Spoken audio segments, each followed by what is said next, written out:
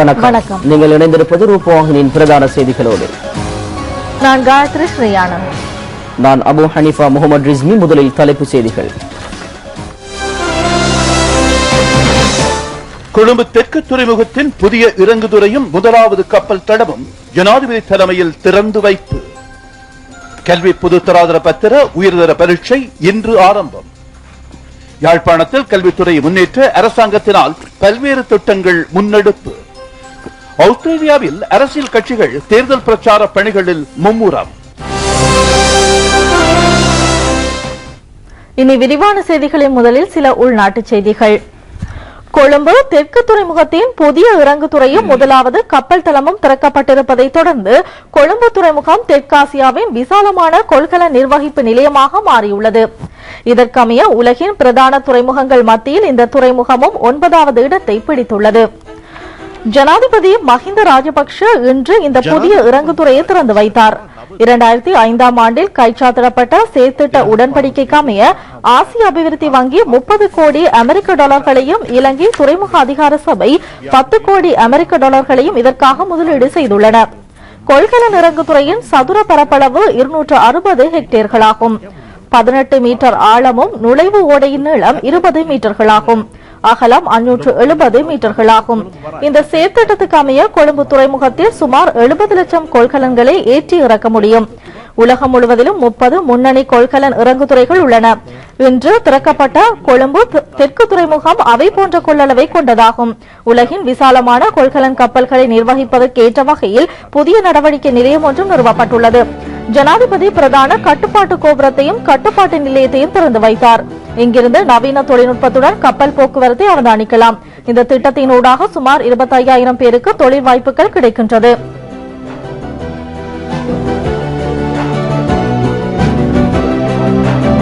புதிய கொள்கலன் இறங்குதுறையின் நிர்மாண பணிகளும் இன்று ஜனாதிபதியின் தலைமையில் ஆரம்பிக்கப்பட்டன.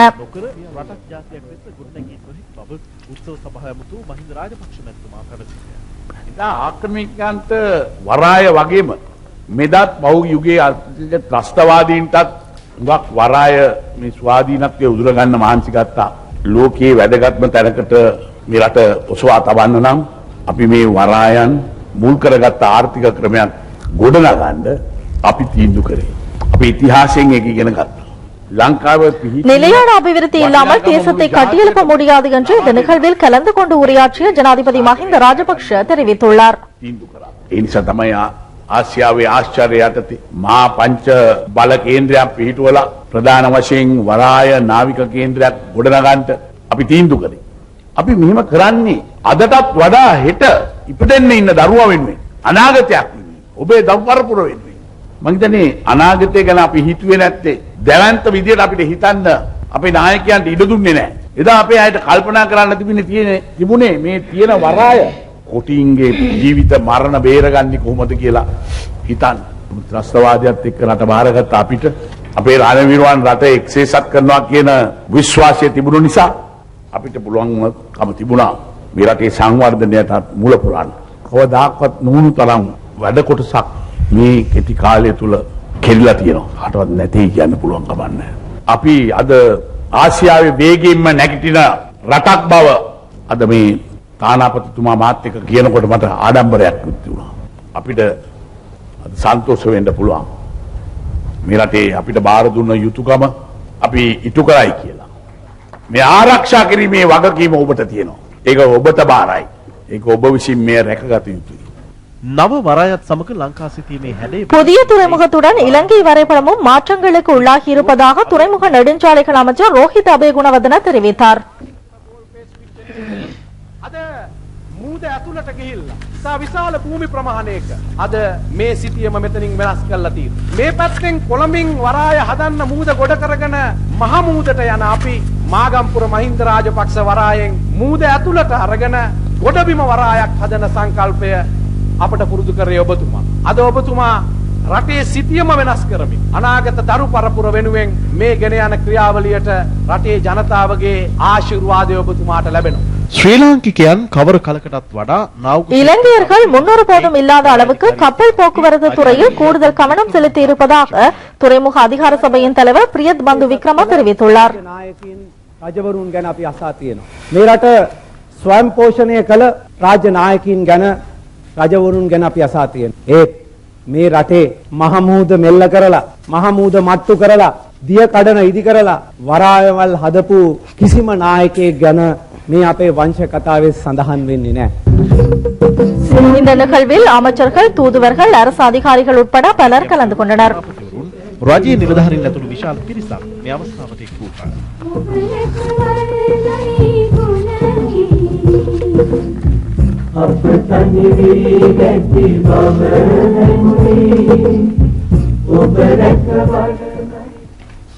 கொழும்பு துறைமுகம் உலகில் உள்ள முன்னணி துறைமுகங்களின் அந்தஸ்திற்கு வந்திருப்பதாக கப்பல் போக்குவரத்து துறை வல்லுநர்கள் தெரிவித்துள்ளனர். இதன் மூலம் இலங்கை பாரிய அளவிலான பொருளாதார பயன்களை பெற உள்ளது. கொழும்பு துறைமுகம் அரசியல், பொருளாதாரம் மற்றும் போக்குவரத்து ரீதியாக இலங்கைக்கு மிகவும் முக்கியத்துவம் வாய்ந்தது. இது சமுத்திர போக்குவரத்திற்கான பட்டுப்பாதையின் கேந்திர நிலையமாக விளங்குகிறது. கொழும்பு துறைமுகம் கிழக்கு மற்றும் மேற்கத்திய கப்பல் போக்குவரத்து வர்த்தகத்திற்கான கடற்பாதையில் அமைந்துள்ளது. ஆப்பிரிக்கா, ஐரோப்பா நாடுகளுக்கான வர்த்தகமும் இந்த கடற்பாதையூடாக இடம்பெறுகிறது. இதற்கமே கொழும்பு துறைமுகம் வர்த்தக துறைமுகமாக மாறியுள்ளது.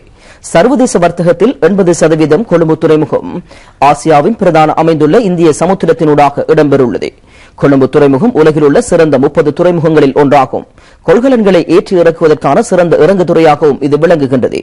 துறைமுக அபிவிருத்தி பணி பூர்த்தியடைந்துள்ளதை அடுத்து உலகின் பாரிய கப்பல்களும் இங்கு வர முடியும். இதனூடாக பிராந்தியத்தின் வல்லரசுகளான இந்தியா மற்றும் சீனா இலங்கையுடன் வர்த்தக தொடர்புகளை மேற்கொள்ளும் முக்கிய நாடுகளாக மாற உள்ளன. இந்தியா அதற்கு முன்னர் தமது பண்டங்களை சிங்கப்பூர் துறைமுகம் ஊடாக அனுப்பி வைத்தது. எனினும் தற்போது இந்தியாவுக்கு கொழும்பு துறைமுகம் ஊடாக தமது பண்டங்களை அனுப்பி வைக்க முடியும். இது அவர்களது பணத்தையும் நேரத்தையும் சேமிக்க பெரிதும் உதவும். இதன் மூலம் இலங்கைக்கு பல பொருளாதார நன்மைகள் கிடைக்கும் என்று கப்பல் போக்குவரத்து துறை நிபுணரும் மாஸ்வைடஸ் நிறுவனத்தின் தலைவருமான ஆரியசீல விக்ரமநாயக்க தெரிவித்துள்ளார்.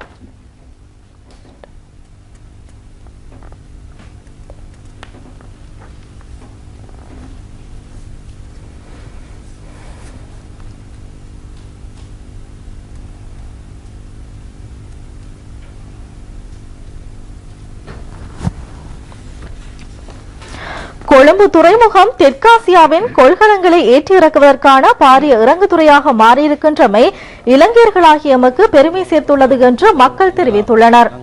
இது நாட்டின் எதிர்காலத்துக்கு சிறந்த முதலீடு என்றும் அவர்கள் தெரிவித்துள்ளனர். තවත් අවස්ථාවක් හැටියටත් ඒ වගේම විදේශීය ආර්ථිකය අපිට ලබා ගන්න පුළුවන් ක්‍රමයක් දකින්න පුළුවන් අවස්ථාවක් හැටියට මේ මොහොත අපි දකිනවා. කොළඹ කියන්නේ අපේ රටේ තියෙන ප්‍රධානම වරාය. ඉතින් ඒක පුළුල් වෙලා ලංකාවට තා වැඩිපුර සේවාවක් කරන්න පුළුවන් අන්දමේ හැදෙන එක ලොකු දෙයක්. පුංචි රටක් අපේ ශ්‍රී ලංකාව. ඉතින් ඒක බලද්දී මේ වගේ විශාල නැව් ඒ හැමදේම එක්ක බලද්දී ඉතින් අපේ රටේ ඉතාමත් ආඩම්බරයක්. බාල පරම්පරාවට විශාල கல்வி பொதுத்தராதர உயர்தர பரீட்சை இன்று ஆரம்பமாகியுள்ளது. அது நாடு முழுவதிலும் வெற்றிகரமாக இடம்பெற்றதாக பரீட்சைகள் ஆணையாளர் நாயகம் WMNJ புஷ்பகுமார் தெரிவித்துள்ளார். இம்முறை பரீட்சையில் 2,92,706 பேர் தோற்றுகின்றனர். பரீட்சை முறைகேடுகளில் ஈடுபடுவதும் அதற்கு ஊக்குவிப்பு அளிப்பதும் தண்டனைக்குரிய குற்றமாகும் என வலியுறுத்தப்பட்டுள்ளது.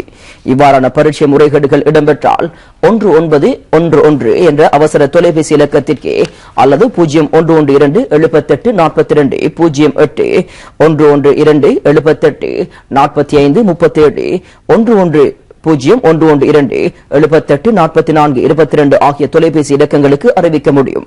பரீட்சை நிலையங்களையும் ஒருங்கிணைப்பு நிலையங்களையும் கண்காணிப்பதற்காக விசேட குழு ஒன்று 24 மணி நேரமும் செயற்பட்டு வருகிறது. தேர்தல் இடம்பெறும் மாகாணங்களில் பரீட்சை நிலையங்களுக்கு அருகில் தேர்தல் பிரசார நடவடிக்கைகளில் ஈடுபடுவது தடை செய்யப்பட்டுள்ளது. இந்த விதிமுறையை மீறுவோருக்கு எதிராக சட்ட நடவடிக்கை மேற்கொள்ளப்படும் என்று பரீட்சைகள் ஆணையாளர் WMNJ புஷ்பகுமார் தெரிவித்துள்ளார். ஏனைய மாகாணங்களிலும் பரீட்சை மத்திய நிலையங்களுக்கு தடை ஏற்படாத வகையில் செயற்படுமாறு பரீட்சைகள் ஆணையாளர் நாயகம் பொதுமக்களை கேட்டுள்ளார். LTT அமைப்பில் இருந்து விலகி ராணுவத்திடம் தஞ்சமடைந்து புனர்வாழ்வு அளிக்கப்பட்டு வரும் 3 இளைஞர்களும் இம்முறை உயர்தர பரீட்சைக்கு தோற்றுகின்றனர். இவர்கள் வவுனியா தமிழ் மகாவித்யாலயில் பரீட்சை எழுதுகின்றனர். இவர்களுக்கு தேவையான வசதிகள் செய்து கொடுக்கப்பட்டுள்ளன. இதேவேளையில் இன்று ஆரம்பமான கல்வி பொதுத்தராதர உயர்தர பரீட்சை கிழக்கு மாகாணத்திலும் சுமூகமாக நடைபெற்றுள்ளது. கிழக்கு மாகாணத்தில் இம்முறை விஞ்ஞான பிரிவில் 3643 மாணவர்களும், வர்த்தக பிரிவில் 4166 மாணவர்களும், கலை பிரிவில் 11161 மாணவர்களும் பரீட்சைக்கு தோற்றுகின்றனர். 26 இணைப்பு நிலையங்களூடாகவும் 4 பிராந்திய சேகரிப்பு நிலையங்களூடாகவும் இந்த பரீட்சை நடைபெறுகின்றது. மட்டக்களப்பு மாவட்டத்தில் கல்குடா, பட்டிருப்பு, மட்டக்களப்பு ஆகிய வலயங்களில் உயர்தர பரீட்சை நடைபெறுகிறது. மெத்தடிஸ்ட் மத்திய கல்லூரி மத்திய பரீட்சை நிலையமாக செயற்படுவதால் அதற்கு போலீஸ் பாதுகாப்பு வழங்கப்பட்டுள்ளது. பிரதேசங்கள் சிலவற்றில் சீரற்ற காலநிலை காரணமாக பாதிக்கப்பட்டுள்ள மக்களுக்கு துரித நிவாரணங்களை வழங்க அரசு நடவடிக்கை எடுத்துள்ளது. நலன்புரி நிலையங்களின் எண்ணிக்கையும் அதிகரிக்கப்பட்டுள்ளது. காண்டி, நுவரெலியா, குருநாகல், அம்பாறை மற்றும் மட்டக்களப்பு மாவட்டங்களில் பாதிக்கப்பட்டவர்களில் அதிகமானோர் காணப்படுகின்றனர். 1673 குடும்பங்கள் பாதிக்கப்பட்டுள்ளன. இவர்களுக்காக 5 நலன்புரி நிலையங்கள் நிறுவப்பட்டுள்ளன. இவர்களுக்கு சமைத்த உணவுகள், சுகாதார வசதிகள் மற்றும் அத்தியாவசிய பொருட்கள் என்பன மாவட்ட செயலாளர்கள் மூலம் வழங்கப்படுகின்றன. மண்சரிவு காரணமாக ஹட்டன் கொழும்பு, ஹட்டன் நுவரெலியா, ஹட்டன் நோட்டன் பிரிட்ஜ் மற்றும் கினிகத்கேன நோட்டன் பிரிட்ஜ் வீதிகள் தடைப்பட்டுள்ளன. பதுளை புகையிரத பாதையிலும் ஏற்பட்ட இடையூறுகள் தற்போது சீராக்கப்பட்டுள்ளன. அமைச்சர் ஆறுமுகன் தொண்டமான் உட்பட மக்கள் பிரதிநிதிகள் பாதிக்கப்பட்ட பிரதேசங்களுக்கு விஜயம் செய்தனர். கம்பளி சிங்கப்பட்டியவில் ஏற்பட்ட மண் சரிவில் ஒரு பெண் உயிரிழந்து 4 பேர் காயமடைந்தனர். இவர்கள் கம்பளி பேராதனை வைத்தியசாலைகளில் சிகிச்சை பெறுகின்றனர். அங்கிருந்து 20 குடும்பங்கள் பாதுகாப்பாக வெளியேற்றப்பட்டுள்ளன. மாவட்ட செயலாளர் டிபிஜி குமாரசிறி நுவரெலியா மாவட்ட நிலைமைகளை விளக்கினார். விக்டோரியா நீர்த்தேக்கத்திலும் நீர்மட்டம் அதிகரித்துள்ளது. இன்று காலை 3 வான்கதவுகள் திறக்கப்பட்டன. ஒரு செகண்டுக்கு 2100 கனமீட்டர் நீர் ரந்தனிகல நீர்த்தேக்கத்துக்கு விடப்படுகின்றது. ரந்தனிகல நீர்த்தேக்கத்தின் வான்கதவும் திறக்கப்பட்டுள்ளது. காசல்டி நீர்த்தேக்கத்திலும் வான்கதவுகளுக்கு மேலாக நீர் பாய்கின்றது. மௌசாகல நீர்த்தேக்கத்திலும் 3 வான்கதவுகள் திறக்கப்பட்டுள்ளன. கன்யோன் மற்றும் லட்சபான நீர்த்தேக்கங்களிலும் வான்கதவுகள் திறக்கப்பட்டுள்ளன. இதேவேளையில் மத்திய மலை நாட்டில் பெய்து வரும் பலத்த மழை காரணமாக அம்பகமுவ மற்றும் நுவரெலியா பிரதேச செயலாளர் பிரிவுகளில் 450 குடும்பங்கள் இடம்பெயர்ந்துள்ளன. இவர்களுக்காக 5 நலன்புரி முகாம்கள் நிறுவப்பட்டுள்ளன. ஹட்டன் ஓயா, கெசல்கமுவ ஓயா, டெவான் அருவி ஆகியன பெருக்கெடுத்துள்ளதால் 1428 பேர் இடம்பெயர்ந்திருப்பதாக நுவரெலியா மாவட்ட செயலாளர் டிபிஜி குமாரசிறி தெரிவித்துள்ளார்.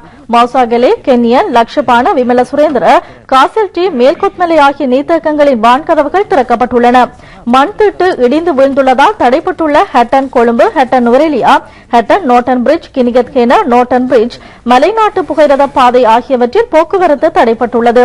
வெள்ளம் காரணமாக இடம்பெயர்ந்துள்ளவர்கள் வட்டவளை, கொட்டகலை, அம்பகமுவா, ரொசல்ல, புகவந்தலாவா ஆகிய பிரதேசங்களில் தங்க வைக்கப்பட்டுள்ளனர். அவர்களுக்கு உலர் உணவை வழங்க நடவடிக்கை எடுக்கப்பட்டுள்ளது. பாதிக்கப்பட்டவர்கள் தொடர்பாக கண்டறிவதற்கென அமைச்சர் ஆறுமுகன் தொண்டமான் உள்ளிட்ட மக்கள் பிரதிநிதிகள் அந்த பகுதிக்கு நேரில் சென்று பார்வையிட்டனர். நாளை மத்திய சபரகமு ஆகிய மாகாணங்களில் இடையிடையே மழை பெய்யக்கூடும் என வளிமண்டலவியல் திணைக்களம் எதிர்வு கூறியுள்ளது. இது தொடர்பான மேலதிக தகவல்களை தருகின்றார் வளிமண்டலவியல் அதிகாரி சின்னையா வசந்தகுமார். நாளைய வளிமண்டல அறிக்கையை நாங்கள் சற்று நோக்குவோமாய் நாட்டின் மத்திய மற்றும் சபரகமு மாகாணங்களில் விட்டு விட்டு மழை காணப்படலாம். அத்துடன் மேல் மாகாணம் மற்றும் தென் மாகாணத்தின் பல இடங்களில் குறுகிய இடைவெளிகளில் மழை காணப்படலாம். இந்த மழையானது பின்னர் தென்மேல் மாகாணத்துக்கும் பரவக்கூடும். பிற்பகலிலோ அல்லது மாலையிலோ கிழக்கு மாகாணம் மற்றும் ஊவா மாகாணங்களின் பல இடங்களில் இடியுடன் கூடிய மழை விருத்தியாகலாம். நாட்டிலும் நாட்டை சுற்றிய கடற்பரப்பிலும் பலத்த காற்று, அதாவது 70 கிலோமீட்டருக்கு மணித்தியாலம் வரை வீசக்கூடும் என எதிர்பார்க்கப்படுகின்றது. குறிப்பாக மத்திய மலைநாட்டின் மேற்கு பக்க சரிவுகள் நடுவிலும் மேற்குறிப்பிட்ட வேகம் காணப்படலாம். மேலதிகமாக இடியுடன் கூடிய மழை காணப்படும் நேரத்தில் அவ்விடங்களில் தற்காலிகமான பலத்த காற்றும் வீசக்கூடும். யுத்தம் நிறைவடைந்து சமாதானம் நிலவுகின்ற தற்போதைய காலகட்டத்தில் யாழ்ப்பாணத்தில் மூவின மக்களும் ஒற்றுமையுடன் வாழ்வதாக பொதுமக்கள் கூறுகின்றனர். அவர்கள் தொடர்ந்தும் கருத்து வெளியிடுகையில் அரசாங்கத்தை நாங்கள் நன்றி தான் தெரிவிக்கணும். என்னன்னு சொன்னா இப்ப போக்குவரத்து பிரச்சனை எல்லாம் தீர்ந்துட்டு வீதி அபிவிருத்தி இதெல்லாம் நல்ல மாதிரி செய்துட்டோம். எங்களுக்கு இப்போ ஒரு நினைச்சோன்னு ஒரு கொழும்பு போக வேண்டாம், டக்குனு போகக்கூடிய மாதிரி இருக்கு. முந்தைய அப்படி இல்லை, பெரிய சிரமத்துக்கு மத்தியெல்லாம் போய் கொண்டிருந்தோம். நாங்கள் இப்போ பிரச்சனை எல்லாம் நல்லபடியாக நடந்து கொண்டிருக்கு. இதுக்கு நாங்கள் அரசாங்கத்தை தான் நன்றி சொல்லணும். என்னென்னு சொன்னால் நாங்கள் பிஸ்னஸ் மூலமாக பல சிரமங்கள் ஏற்பட்டு கொண்டிருந்தோம். சாமான் கொண்டு வரையெல்லாம் கொண்டு போகலாம் கஷ்டப்படுத்திருந்தோம். இப்போ இந்த ஏனையின் திறந்தது பிறகு பாதையெல்லாம் சீராக அமைக்கப்பட்டது பிறகு நாங்கள் சுலோகமாக போகிற வர எல்லாம் மிச்சம் சந்தோஷமாக போய் வாரத்துக்கும் நைட்டில் இந்த டைம்லையும் போகலாம் வரலாம். அடுத்து சாமான் கொண்டு வரல எந்த சிரமமும் இல்லை. ஓமந்தையில் சாமான் பறிப்பாங்க, சில இடத்துல செய்வாங்க. ஆனால் இப்போ அப்படி ஒன்றும் இல்லை. நாங்கள் சிங்களம், முஸ்லீம், தமிழர் என்று வேறுபாடு, இனசன மத வேறுபாடு இல்லாமல் எப்பொழுதும் சகோதரராக வாழ்வதற்கு பழகிக்கொள்ள வேண்டும். இல்லைன்னு சொன்னால் நாங்கள் மனுஷராக இருக்க முடியாது. இப்போ இந்த A9 பாதை திறந்த பிறகு ரொம்ப வசதியாக இருக்குது. முன்ன என்னண்டா பாதை பூட்டினதுனால வியாபாரங்களுக்கும் சரி போக்குவரத்துக்கும் சரி எல்லாரும் பெரிய இடையூறாக இருந்தது. இப்போ இந்த A9 பாதை திறந்த பிறகு முஸ்லீம் சனம் சிங்களாக்கள் அப்படி இப்படின்னு எல்லாரும் வரனால எங்களுக்கு வியாபாரத்துக்கும் வசதியாக இருக்குது. அதன் மூலமாக நாங்கள் இப்போ சிங்களம் படித்து கொள்ளக்கூடியதாக இருக்குது. முன்னே சிங்களம் என்றாலும் என்னன்னு தெரியாது. இப்போ நாங்கள் அவங்கள போலயே சிங்களம் பழகிட்டோம், கதைக்கிறோம். வியாபாரத்துக்கும் சிங்களம் அப்படி இப்படின்னு எல்லாமே மற்ற முஸ்லீமாக்கள் தமிழாக்கள் சிங்களாக்கள் அந்த வேற்றுமை இல்லாமல் இப்போ எல்லாம் உண்டாவே இருந்து வியாபாரம் பண்ணக்கூடியதாக இருக்குது. யாழ் மாவட்டத்தின் கல்வித்துறையில் பல்வேறு அபிவிருத்தி நடவடிக்கைகளை அரசாங்கம் மேற்கொண்டு வருகிறது. இதன் அடிப்படையில் பல்வேறு மேம்பாட்டு திட்டங்கள் யாழ்ப்பாணத்தில் அமுல்படுத்தப்படுகின்றன. வடமாகாண அபிவிருத்தி உட்கட்டமைப்பு திட்டத்துடன் கல்வி அபிவிருத்தியும் அரசாங்கத்தினால் மேற்கொள்ளப்பட்டு வருகின்றன.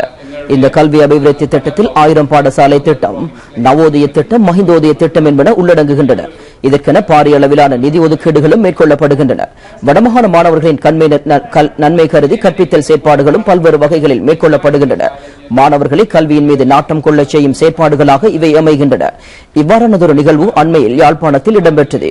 இங்கு பாடசாலை மாணவர்களின் கல்வி மேம்பாட்டுக்கான விரிவுரைகள் வழங்கப்பட்டன. இந்த நிகழ்வில் யாழ் பல்கலைக்கழக உயிரியல் விஞ்ஞானத்துறை விரிவுரையாளர் கலாநிதி தம்பு ஈஸ்வரமோகன் மற்றும் கலாநிதி ஞானேஸ்வரன் உள்ளிட்ட பலரும் கலந்து கொண்டனர். வடமாகாண சபை தேர்தலில் வவுனியா மாவட்ட உறுப்பினர்களை தேர்ந்தெடுப்பதற்கான பிரச்சார கூட்டம் நெடுங்கணி பொது பஸ் நிலையத்தில் இடம்பெற்றது. அமைச்சர் ரிஷாட் பதியுதீனின் பிரதான மாவட்ட வேட்பாளர் சுரேஷ் தலைமையில் இடம்பெற்ற இந்த கூட்டத்தில் மாவட்ட வேட்பாளர் இலங்கேஸ்வரன், பிரதேச சபை உறுப்பினர்களான பாரி மற்றும் ஜார்ஜ் ஆகியோர் கலந்து கொண்டனர். இக்கூட்டத்தில் பெரும் எண்ணிக்கையான பொதுமக்கள் பங்கேற்றனர். எனவே எங்களுக்கு இந்த பிரதேசத்திலே நாங்கள் வேலை செய்வதற்கு அனுமதி. ஸ்ரீலங்கா சுதந்திர கட்சியின் மத்திய கொழும்பு தொகுதிக்கான கிளை அலுவலகங்களை அமைக்கும் பணிகள் புதிய சோனக தெருவில் இருந்து ஆரம்பமாகியுள்ளன. கொழும்பு ஆமர் வீதியிலும் மருதானை வீதியிலும் ஸ்ரீலங்கா சுதந்திர கட்சியின் கிளை அலுவலகங்கள் திறந்து வைக்கப்பட்டன. கட்சியின் மத்திய கொழும்புக்கான அமைப்பாளரும் பிரதி அமைச்சருமான சட்டத்தரணி ஃபைசர் முஸ்தபா இந்த கிளை அலுவலகங்களை திறந்து வைத்தார். இக்கிளைகளுக்கான புதிய நிர்வாக சபையினர் பிரதி அமைச்சரின் முன்னிலையில் தெரிவு செய்யப்பட்டனர். ශක්තිමත් කිරීමට අපි වැඩ කොටසක් කරමු. කොළඹ අඩුවක් තියෙනවා. ඒ අඩුව පිරවීමට ශාවත් අරගෙන මේ ස්ථානයේ තමුන්නාසලා මේ වෙනකොට பிரதி அமைச்சர் ஃபைசர் முஸ்தபா அண்மையில் கொழும்பு மாளிகாவத்தை அப்பல்வத்தை 159ஆம் இலக்க தோட்டத்திற்கு அதிகாரிகளுடன் நேரில் சென்று குறைநிறைகளை கேட்டறிந்தார்.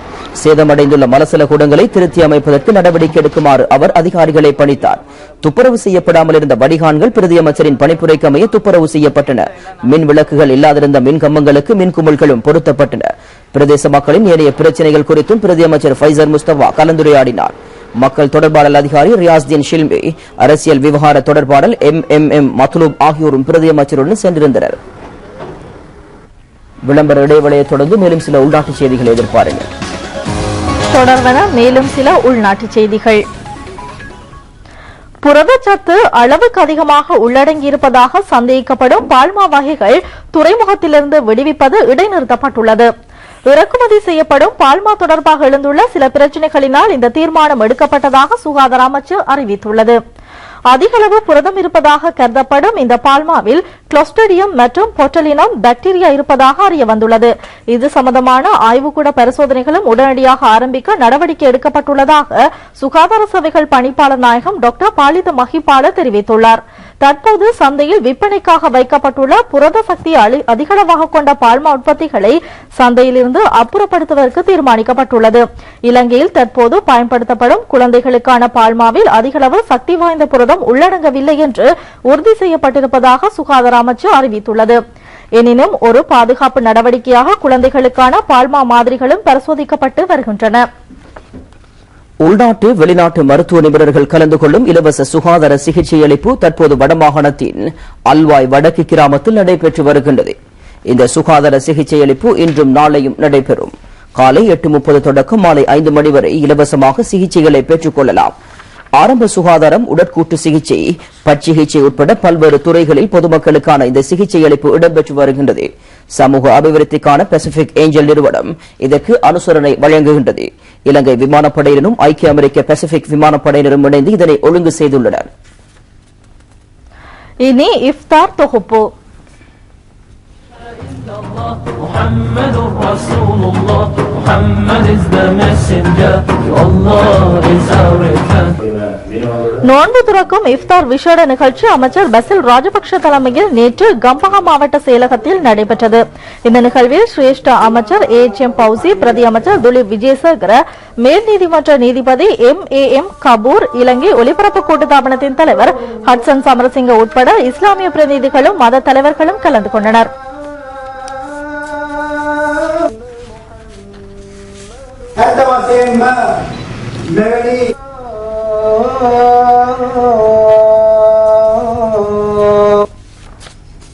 அதே போன்று நாட்டின் பல பாகங்களில் இருந்து வந்திருக்கும் முஸ்லிம்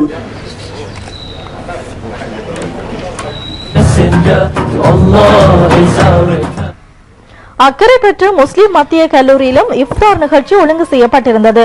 கல்லூரி அதிபர் MR சஹாப்தீன் தலைமையில் நடைபெற்ற இந்த நிகழ்வில் அமைச்சர் LM அத்தாவுல்லா, கிழக்கு மாகாண அமைச்சர் MS உதுமாலிப்பை உட்பட பலரும் கலந்து கொண்டனர்.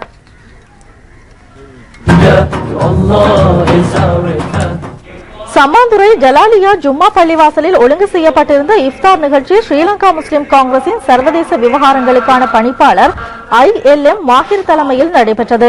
கிழக்கு மாகாண சுகாதார அமைச்சர் MIM மன்சூர் உள்ளிட்ட அரசியல் தலைவர்கள், உலமாக்கள், மார்க்க அறிஞர்கள், கல்விமான்கள் என பலரும் இதில் கலந்து கொண்டனர். கிழக்கு மாகாண கல்வி திணைக்களம் ஏற்பாடு செய்த விசேட இஃப்தார் நிகழ்ச்சி கிண்ணியா அல் அக்ஷா கல்லூரியில் நடைபெற்றது. மாகாண கல்வி பணிப்பாளர் MD நிசாம் தலைமையில் நடைபெற்ற இந்த நிகழ்வில் மாகாண முதலமைச்சர் நஜீப் அப்துல் மஜீத் உள்ளிட்ட அரசியல் பிரமுகர்களும் கல்வி அதிகாரிகளும் கலந்து கொண்டனர். மும்மத தலைவர்களும் இதில் பங்கேற்றமை விசேடாம்சமாகும். தாய்நாட்டிற்கு அந்நிய செலாவணியை பெற்றுக் கொடுப்பவர்களுக்கு நன்றி கடன் செலுத்த அரசு தன்னை அர்ப்பணித்துள்ளது என்று அமைச்சர் பசில் ராஜபக்ஷ தெரிவித்துள்ளார். கடந்த 30 வருட யுத்தத்தின் போது இலங்கைக்கு அந்நிய செலாவணியை சம்பாதிப்பதில் பல சிரமங்கள் இருந்தன. எனினும் இந்த அசௌகரியங்களை வெளிநாடுகளில் பணிபுரிபவர்கள் தீர்த்து வைத்தார்கள் என்று அவர் தெரிவித்துள்ளார். அண்மையில் கொழும்பில் நடைபெற்ற ரட்டவெரு தேசிய மாநாட்டில் அமைச்சர் இதனை குறிப்பிட்டார். இந்து சியம் சேவக சங்கத்தின் சர்வதேச இணை அமைப்பாளர் ஸ்ரீ ரவிக்குமார் ஜி இந்து மத கருத்துரைக்காக இலங்கை வந்துள்ளார். 16 நாட்கள் தங்கியிருக்கும் அவர் இலங்கை நாலா பாகங்களுக்கும் சென்று கருத்துரை வழங்கி வருகின்றார். உலகளாவிய இந்து மதம் என்ற தலைப்பில் பல்கலைக்கழகங்கள் மற்றும் இந்து மத அமைப்புகள் மத்தியில் அவர் உரையாற்றி வருகின்றார். நேற்று காரைதுவு மணிமண்டபத்தில் இடம்பெற்ற நிகழ்வில் பங்கேற்ற ஸ்ரீ ரவிக்குமார் ஜி இந்து சமயத்தின் தொன்மை பற்றியும் முக்கியத்துவம் பற்றியும் விளக்கினார்.